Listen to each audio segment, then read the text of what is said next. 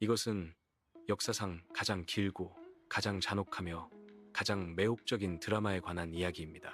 1529년 유럽의 심장부인 오스트리아의 수도빈이 포위되었습니다. 포위한 자들은 기독교 문명의 오랜 악몽, 바로 오스만 제국이었습니다. 술탄 술레이만 1세가 이끄는 10만 대군은 교황청과 신성 로마 제국을 한 손에 쥐고 흔들 수 있는 위치에 도달했습니다. 이들이 만약 빈을 함락했다면 유럽의 역사는 그날로 끝났을 것입니다. 우리가 아는 서양 문명은 그 자리에서 해체되었을 것이며, 아마 지금쯤 우리는 이스탄불 대신 콘스탄티노플이라는 이름을 외치고 있을지도 모릅니다. 그들의 힘은 그 정도로 압도적이었습니다. 이들은 600년 동안 세 대륙을 지배했고 세계 무역의 중심을 움켜쥐었으며 서유럽 왕국들의 공포 그 자체였습니다. 유럽인들이 대포와 군대가 아니라 오스만이 가져온 질병 때문에 살 수 있었다 라고 자조했을 정도로요. 하지만 시간이 흘렀습니다. 딱 400년이 흐른 후 그 무시무시했던 오스만 제국은 1914년 단지 하나의 조롱거리로 전락해 있었습니다. 유럽 열강들이 유럽의 병자라고 비웃으며 언제 죽을지 서로 눈치를 보던 처참한 신세 말입니다. 그들이 1차 세계대전에서 패배했을 때 아무도 놀라지 않았습니다. 이미 300년 동안 쇠퇴의 늪에서 빠져나오지 못했으니까요. 도대체 어떻게 단 하나의 유목 부족에서 시작된 작은 세력이 전 유럽을 무릎 꿇릴 정도의 대제국을 건설할 수 있었을까요? 그리고 그토록 강력했던 심장이 어떻게 그렇게도 맥없이 멈춰버린 것일까요? 우리는 오늘 오스만 제국의 비정상적인 성공과 더 비정상적인 몰락의 역사를 재구성해보려 합니다. 이 제국은 일반적인 제국과는 그 시작부터 완전히 달랐습니다. 몽골 제국이나 로마 제국은 정복한 땅의 자원과 인구를 활용했습니다. 하지만 오스만은 달랐습니다. 이들은 정복한 기독교 지역의 가장 소중한 자원, 즉 어린 소년들을 강제로 징집하여 제국의 핵심으로 삼는 인류 역사상 유례를 찾기 힘든 시스템을 구축했습니다. 이것이 바로 데부시르메, 일명 피의 세금으로 불리는 제도입니다. 단순히 소년병을 만드는 것이 아니었습니다. 오스만 제국은 발칸, 반도 등 기독교 지역을 돌며 10세 전후의 소년들을 데려와 이슬람으로 개종시키고 그들의 과거, 가족, 종교를 완전히 지워버렸습니다.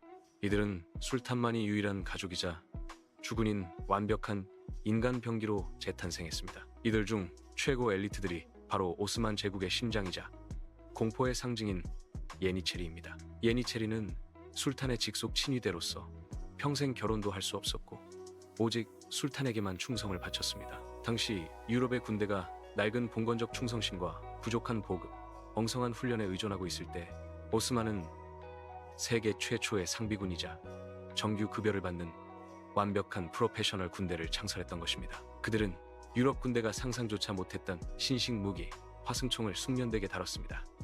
전장에서 예니체리의 존재는 그야말로 게임 체인저였습니다. 그들이 전열을 갖추고 일제히 총을 발사할 때 유럽 기사들은 무력하게 쓰러져야 했죠. 바로 이 비인간적이고 냉정한 시스템 덕분에 오스만은 고작 150년 만에 아나톨리아의 작은 부족 국가에서 동유럽, 북아프리카, 중동을 아우르는 대제국으로 성장했습니다. 그리고 이 압도적인 힘의 첫 번째 클라이맥스는 바로 1453년 술탄 메흐메트 2세가 콘스탄티노플을 함락한 사건입니다. 콘스탄티노플 1000년 넘게 난공불락의 상징이었던 동로마 제국의 심장입니다. 메흐메트 2세는 미치광이라고 불릴 정도로 이 도시에 집착했습니다. 그는 기존의 어떤 공성 기술로도 뚫을 수 없었던 테오도시우스의 성벽을 무너뜨리기 위해 당대 최고 기술자에게 주문하여 길이 8m, 무게 수백 킬로그램의 괴물 같은 대포를 제작하게 했습니다. 이 거대한 대포는 이동하는 데만 수백 마리의 소가 필요했고 하루에 7번밖에 발사할 수 없었지만 그 한 발의 위력은 전설적이었습니다. 마치 현대의 미사일처럼 말이죠. 메흐메트 2세의 진짜 천재성은 여기에서 그치지 않습니다. 그는 육지에서 금강만으로 이어지는 입구를 가로막은 철벽 같은 사슬을 무력화시키기 위해 배들을 통째로 육지 위로 끌어올리는 상상조차 할 수 없는 전술을 펼쳤습니다. 이 사건은 유럽 전역에 충격을 넘어선 공포를 안겨줬습니다. 1453년 5월 29일, 천년의 역사를 자랑하던 로마 제국의 마지막 심장이 멈추고 콘스탄티노플은 이슬람의 새로운 수도 이스탄불로 재탄생했습니다. 이 승리는 오스만 제국에게 단순한 영토 확장이 아니었습니다. 이들은 스스로를 로마 제국의 후계자로 선언했습니다. 동방과 서방의 모든 것을 지배할 권리를 갖는다는 무서운 선언이었죠. 그리고 약 70년 후 오스만 제국은 인류 역사상 가장 부유하고 강력한 군주 중 한 명이었던 술레이만 1세의 시대에 도달합니다. 그의 별명은 장엄왕 술레이만 시대의 오스만 제국은 GDP, 인구, 군사력, 문화적 성숙도 모든 면에서 유럽을 압도했습니다. 오늘날 터키 이스탄불에 남아있는 웅장한 토카프 궁전은 이 제국의 부와 권력이 얼마나 엄청났는지를 상징적으로 보여줍니다. 궁전 안에는 수천 명의 하렘 여인들이 있었고 수백 명의 재상과 신하들이 술탄의 눈치를 보며 정쟁을 펼쳤습니다. 술탄은 제국의 모든 것을 통제하는 절대적인 군주였지만 이 궁전이야말로 오스만의 흥망성쇠를 결정짓는 두 번째 핵심 요소, 바로 궁정 정치의 불안정성의 온상이었습니다. 술레이만은 법전까지 정비하며 제국을 완벽하게 시스템화하려 했지만 그의 가장 큰 실수는 아들들에게 있었습니다. 오스만의 전통은 잔혹합니다. 술탄이 되기 위해서는 자신의 형제들을 모두 처형해야 했습니다.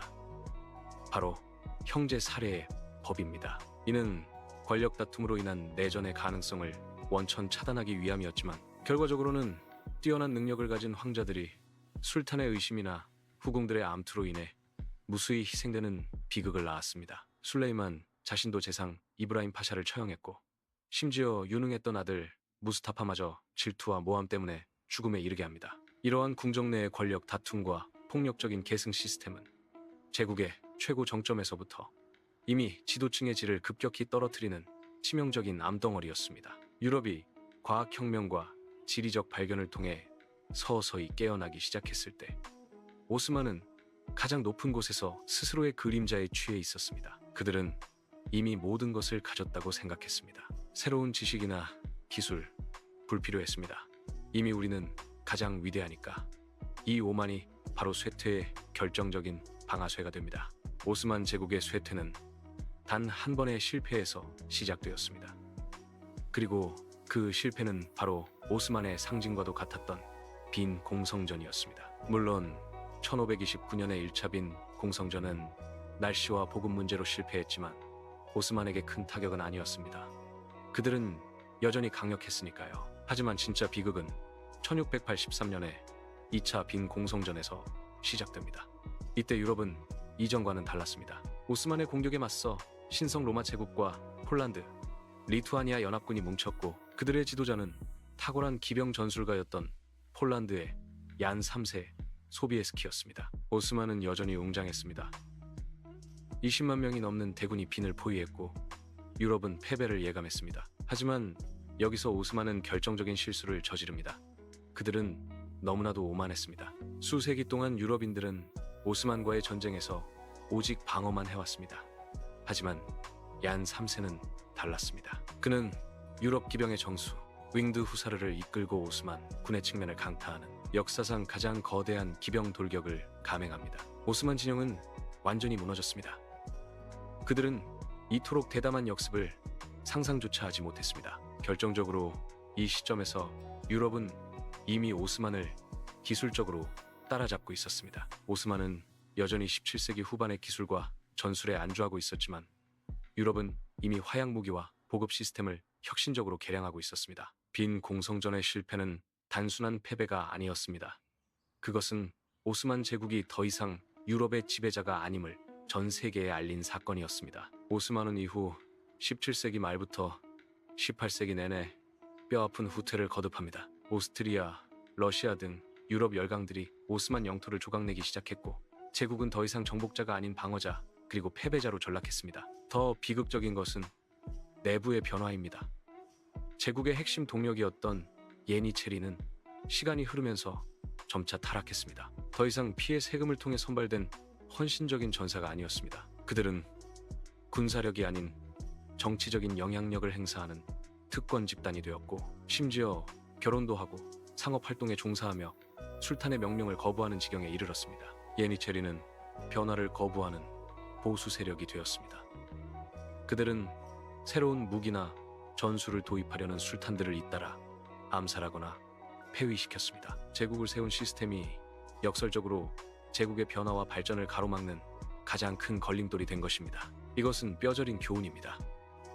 성공의 공식이 영원하지 않다는 것을요. 19세기 초 술탄 마흐무트 2세는 이 썩어버린 심장을 도려내기로 결심합니다. 그는 예니체리가 반란을 일으키도록 유도한 뒤 새로 훈련시킨 충성스러운 포병대를 동원하여 이스탄불의 예니체리 병영 전체를 포격했습니다. 이 잔혹한 사건은 길조로운 사건이라고 불렸는데 수천 명의 예니체리가 학살당했습니다. 제국은 드디어 낡은 구속에서 해방되었지만 이미 때는 너무 늦었습니다. 19세기 내내 오스만은 독립을 요구하는 수많은 피지배 민족의 반란에 시달렸고 러시아, 영국, 프랑스 등 유럽 열강들은 이 거대한 시체를 뜯어먹기 위해 피 튀기는 외교전을 펼쳤습니다. 이때부터 오스만은 공식적으로 유럽의 병자로 불립니다.